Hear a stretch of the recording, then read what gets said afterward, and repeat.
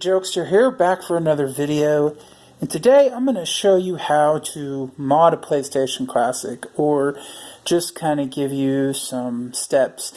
I've been trying to mod mine over last several weeks, and I just wanted to share my progress and show off what I've done.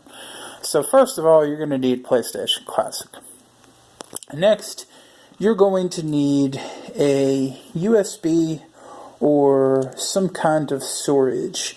This is pretty much all I have, and I got lucky with this penny 8 gigabyte.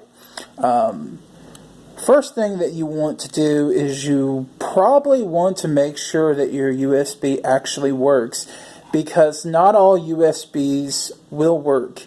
There is a power limiter built into these controller ports that keeps them from drawing any more power than what it would take to work a controller. Now, you can open that up and blot that out if you're good with, opening your Classic up. That I'm not comfortable with that. There is an OTG mod that lets you use the back ports to bypass that and then use even external hard drives. There's people using like 5 terabyte external hard drives. I don't know why you would need that much storage, because to put all of the classic games and PS1 games, you probably won't need over a couple of 100 gigabytes or more. But I'm just going to show you the basic rundown of what you will need. So we got this.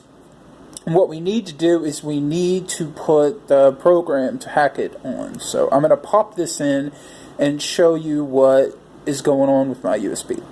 So as you can see, here is my USB.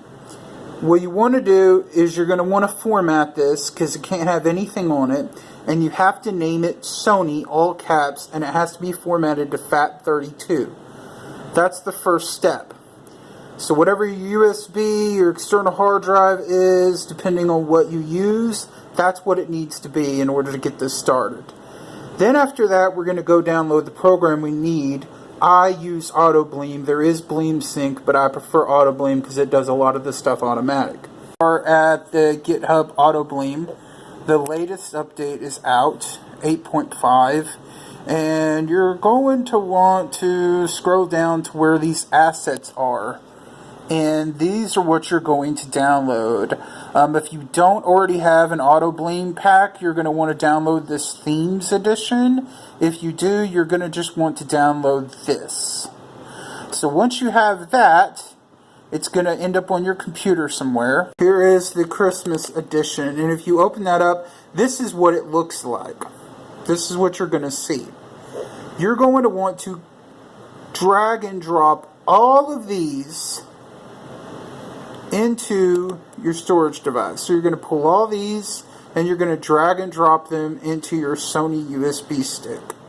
Once you do that, it's going to look like this in your Sony storage. When you get PS1 game ROMs, which I won't show you where to get those because, well, you can't really do that. You're going to have your PS1 games on here, and they're going to be in their own folder titled the same thing. You could use a program to extract them into already folders so you don't have to individually name them, but this is what it's going to look like with your games. And then pretty much once you get all the games that you want, you're going to properly eject your USB, and then you're going to put it into your Classic. I want to point out the PS1 games go in the games folder. But if you're wanting to put like in Nintendo and NES and things like that games on here, you're gonna put those in the ROMs file under a category of Nintendo, Game Boy, and then you're gonna put them in here like that, so that you can play them. This next step is really crucial. You got your USB all ready to go. You got your games on here and everything. You're going to unplug the power source and then plug this in first. That's very important to do that. going to plug the power back in. I'm going to do that now. Wait till the power turns on orange, and then push the power button. And it should flash when it first starts up and everything like this. That's normal. And you should see the screen right here.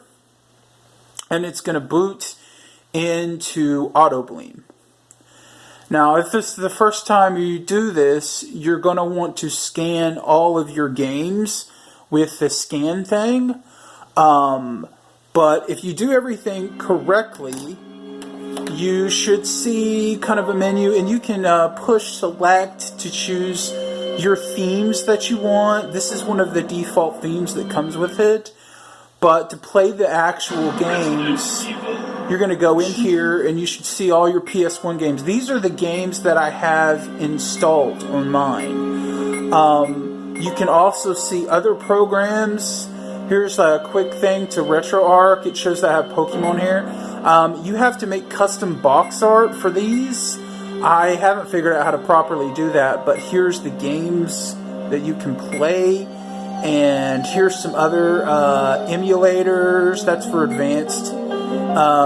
Here is a Doom shareware. You can play the full Doom game on here and put extra levels. Here's where you'll put open board games. But if you're really just wanting to put Super Nintendo, Game Boy games, things like that, you will want to deal with RetroArch, and you'll play them from here. So it's going to boot into RetroArch, and then you can pretty much go over here, and you'll see the Game Boy games. You can choose your emulator, run them, and they will boot up normally, and you will be playing Pokemon on your PlayStation Classic. And it's freaking awesome. It's really, really, really cool. So this is just what I've been able to do with an 8 gigabyte USB that I have lying around. If you have bigger ones, you can put more games. I didn't put... I have more ROMs for PS1 games. All the ROMs that I've gathered is like 130, 140 gigabytes. So, to put all the PS1 games that you're probably going to want, if you don't put a full library, if you get a little bit more picky, or, Nintendo and Super Nintendo games, you're probably going to need like 500 gigabytes. I don't think you would need any more than that because NES and Super Nintendo games don't take up a lot of space. It really depends on how many PlayStation 1 games you're getting. And like I said, once you mod this thing, this is all you're going to need.